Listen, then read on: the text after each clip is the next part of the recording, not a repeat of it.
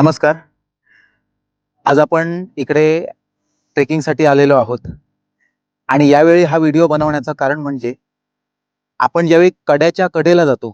आता इथे माझ्या मागे पाहू शकता तुम्ही कडा आहे आणि कड्याच्या कडेला ज्यावेळी आपण जातो, त्यावेळी बऱ्याच वेळा आपल्याकडे अतिउत्साहीपणे आपण धुकं ज्यावेळी असतं, त्यावेळी धुक्याच्या दुलईमध्ये विहार करत असताना आपण पुढे, पुढे, पुढे, पुढे, पुढे, पुढे जातो आणि एक्झॅक्ट कडा कुठे संपतोय हे आपल्याला समजत नाही. कारण आपल्याला त्यावेळी माहीत नसतं आणि आम्ही सह्याद्री ॲडव्हेंचर अँड रेस्क्यू या ग्रुपमध्ये आंबोलीमध्ये कार्यरत असतो आणि त्यावेळी आम्हाला रेस्क्यू करतानाचे हे अनुभव येतात, की असेच चालत, चालत, चालत पुढे गेले. कडा कुठे संपतोय हे समजलं नाही धुक्यामध्ये आणि त्यामुळे अचानक तोल जाऊन खाली गेले.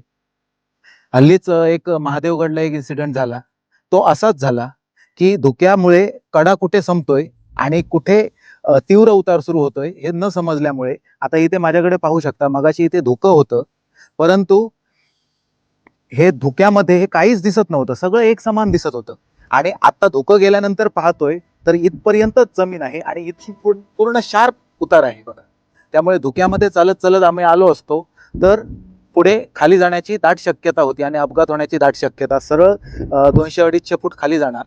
त्यामुळे ज्यावेळी आपण वर्षा पर्यटनासाठी येतो, गड किल्ले फिरण्यासाठी म्हणा किंवा ॲडव्हेंचर डोंगर दऱ्या फिरण्यासाठी येत असतो, त्यावेळी ही काळजी घेणं महत्त्वाचं आहे, की निसर्गाच्या पुढे आपण धावू शकत नाही.